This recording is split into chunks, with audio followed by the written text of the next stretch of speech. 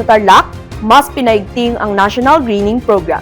Sama-samang pinagyayaman ng iba't ibang ahensya ang ating kalikasan para sa susunod na henerasyon. Ulat ni Kelly De La Raga. Bilang suporta sa National Greening Program, nagtanim ng humigit kumulang 500 non-fruit-bearing trees ang 3rd Mechanized Infantry Battalion noong Marso 28 sa Sitio Baag, Barangay Iba, San Jose, Tarlac. Kasama ang mga lokal na opisyal, mga kasundaluhan ng nasabing unit at partner stakeholders ay naipakita ang layunin na pangalagaan ang kapaligiran sa kanilang komunidad.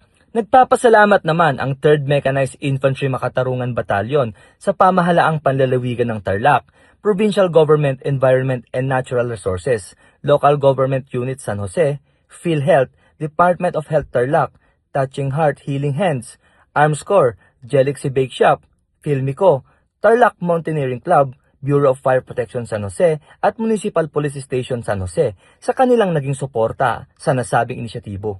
Every tree we plant today is a step toward a better tomorrow. Need more oxygen? Plant tree. Plant a tree today and be a part of change. Tree planting, I believe, is one way that we can give back to the community. Not only community, but also to the nature. Bilang mamamayan siguro, responsibilidad naman natin yung mga ganito pangalagaan ng kalikasan. And sana hindi lang natatapos dito sa tree planting yung mga ganitong activity. The tree planting in support with the National Greening Program will give us, again, this reminder that today is not just a tree planting, but it is setting our mindset, a long-term mindset of a commitment that we all have this responsibility of taking care of the environment.